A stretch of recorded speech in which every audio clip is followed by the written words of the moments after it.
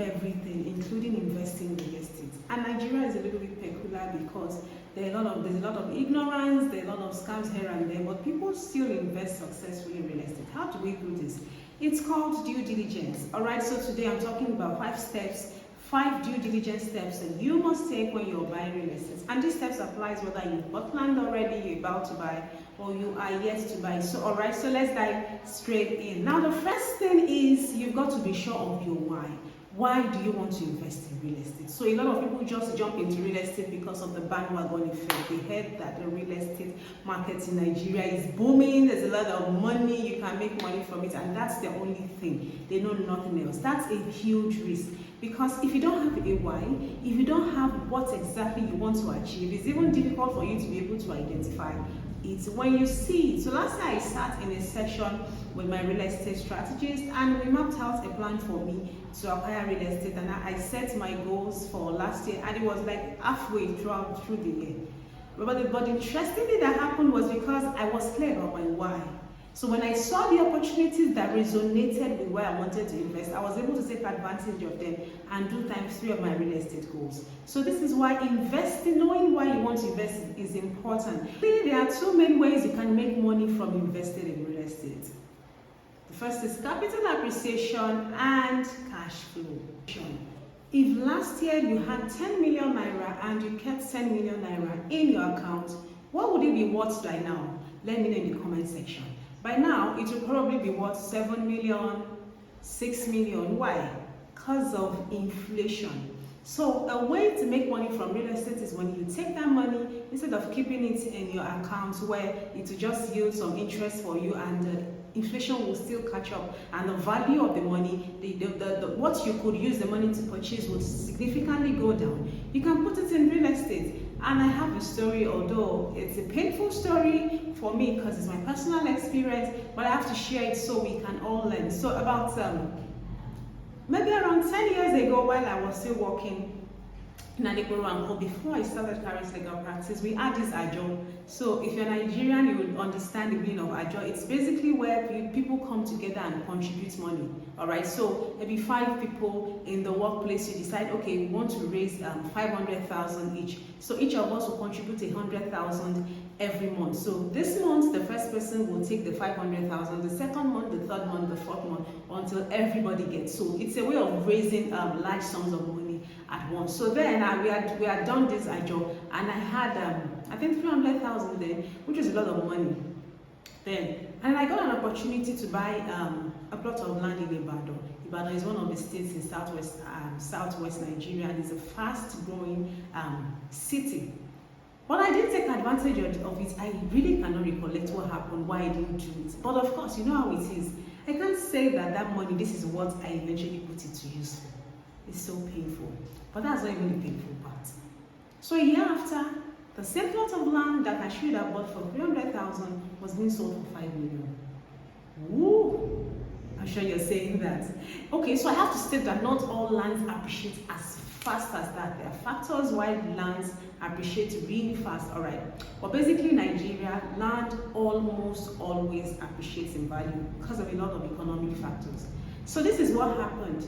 I had 300,000. If I put it on that land, just bought the land, do nothing else to it, my money would have gone, the value of my money would have gone significantly from just 300,000 to 5 million. What's the maths?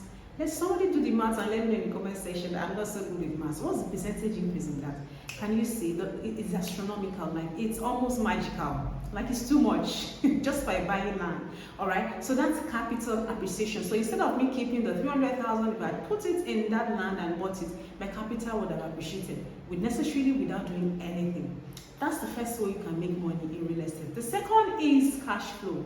What's cash flow? When you invest in real estate and it's bringing in cash into your account, into your hands on a regular basis. A simple example is where, for instance, you could buy land, for instance, and then maybe you lease it out to people to farm on it, and then they are paying you a sum every year, or maybe half a year. It could also be you buying a house or buying land, building the house, and then putting it up for rent. Could be for commercial purposes, could be for residential. It could be for short lets too, all right? You know, so as the value of the land or the house that you bought is appreciating, you're also getting money into your account, all right? So that's cash flow. So oftentimes it's for either capital appreciation or for cash flow, or in some cases for both. All right, so in knowing your why is very important, because if you know that, for instance, I have this sum of money and I want capital appreciation, you know what to look out for, all right? If you know that I have this sum of money and what I'm really looking at is cash flow, you know the type of property that you need, all right? So that's the first due diligence step that you need to take. This so much. The second is proper budgeting. So we've had instances where people will start this real estate, start to purchase real estate, and then get stuck along the way, because then they start knowing that there's so many fees that they weren't aware of. And no, I'm not talking about hidden charges. That's a totally different ball of game. So some people, especially first timers, think that when you buy real estate, the only expense you'll be paying for is the cost of the land or the cost of the house. No. So I have to say that real estate is expensive. It's important that you have your proper budget in place, so you have an idea of what you're going to be paying for. So you're going to be paying for the cost of the land or the house itself, the real estate itself. If you're using the services of an agent or a realtor, you will be paying for that. You would be doing a survey in your name, because it's very important. The survey is what shows the exact location of the property that you are buying. So having the survey done in your name is critical, and it's very key. And proper documentation in your name. So when you are buying real estate, there has to be something that shows that you are now the owner.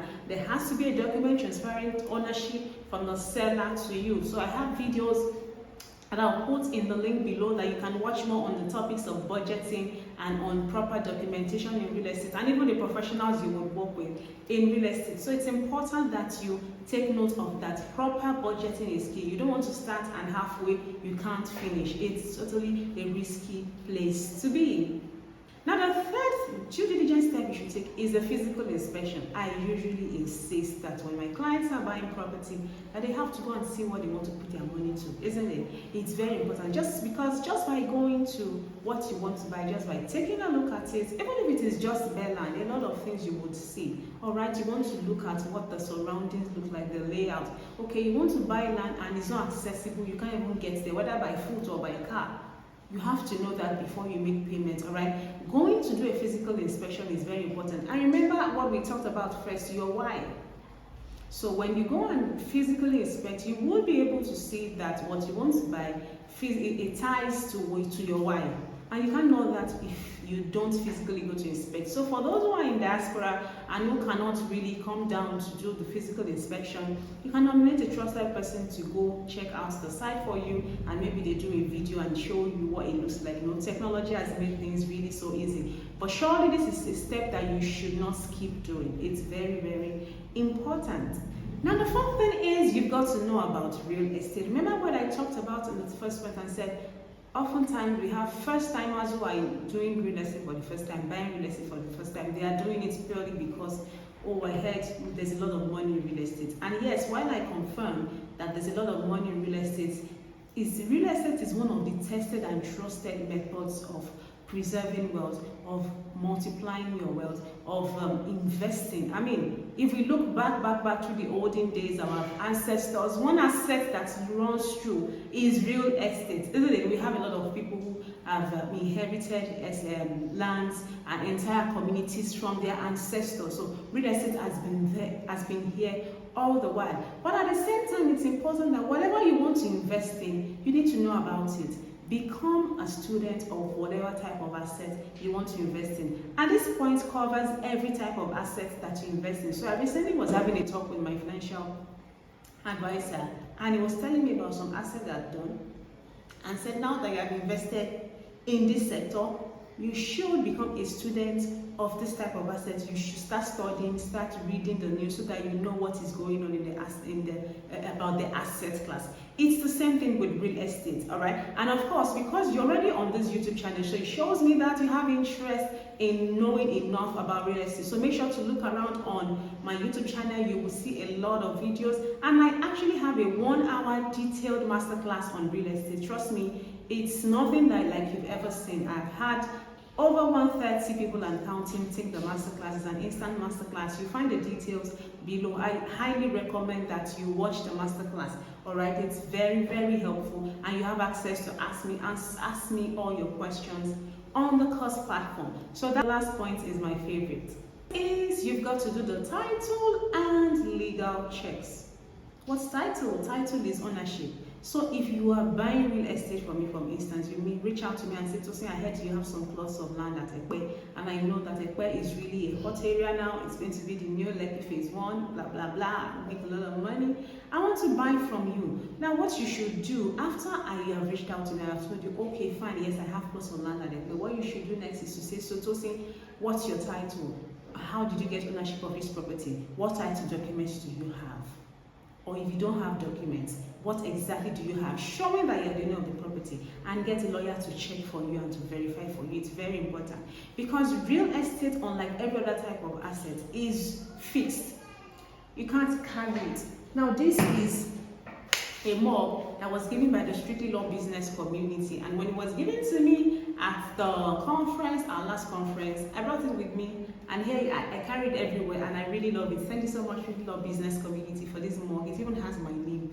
Alright, so, and I brought it with me to my office, so it's with me. Now, when you buy real estate, the reason why I'm making this decision is when you buy real estate, you're not going to carry it with you. Alright, so in the places where I have plots of land, I am not physically there. I can't carry it with me, and that's why real estate is prone to scams. That's why it's easy for people to sell one plot of land to 7 different people, because it's not something that you can carry. It's fixed, and that's why you have to ensure, so that you don't lose your money, ensure that you're buying from the rightful owner, the legal owner, there are no legal issues with the ownership, and that the land or the property is not under government acquisition. All right, these are some of the questions that you need to ask when you are buying real estate. So these are 5 steps out of many other steps that you should do when you want to buy real estate. If you want to know more about the other steps that you need to take, you should check the link below for my due diligence masterclass. And if you need clarity, if you have questions about real estate, you can click the link below to book a consultation session with me